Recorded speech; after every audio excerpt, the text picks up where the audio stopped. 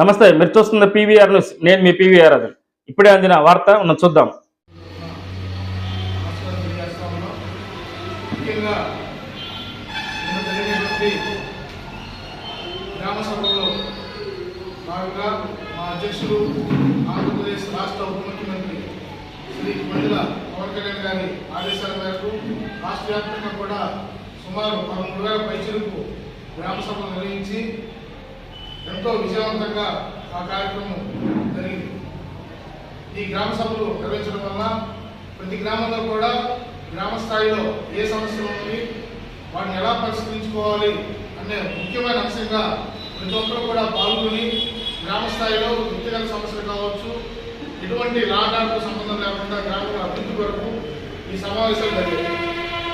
రానున్న రోజుల్లో కూడా ఈ సమావేశాలు నిత్యం జరుగుతాయని మా నాయకుడు శ్రీ పవన్ కళ్యాణ్ గారు ఆశాభావం వ్యక్తం చేస్తూ ఉన్నారు.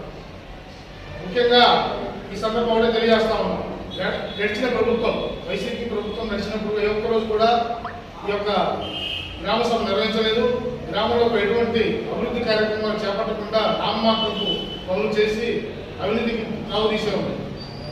ఈ సందర్భంలో తెలియజేస్తా ఉన్నాం, రానున్న రోజుల్లో కూడా ఈ సభలు నిర్వహించి ఆ సమస్యలకు పరిష్కార మార్గంగా మా నాయకులు పనిచేస్తారని, మీరు పెట్టే ప్రతి ఒక్క తీర్మానం కూడా అమలుకు నోచుకునే విధంగా నడుచుకోవాలని కోరుతా ఉన్నాం.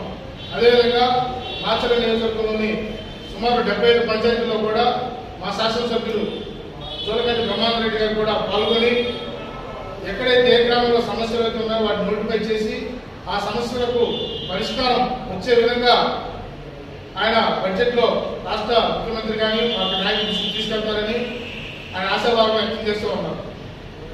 అదేవిధంగా మాచర్ల నియోజకవర్గంలోని దుర్గి, కారంపూడి, 2 తల్లి మండలాల్లో కూడా ఆయన ఉన్నటువంటి గ్రాంట్లను రిలీజ్ చేసి రాష్ట్రంలో ఉన్నటువంటి మాచర్ల నియోజకవర్గంలో ఉన్నటువంటి సిమెంట్ రోడ్లు కానీ మిగతా అభివృద్ధి కార్యక్రమాలు కూడా ఆయన త్వరలోనే శంకుస్థాపన చేయబోతున్నారు.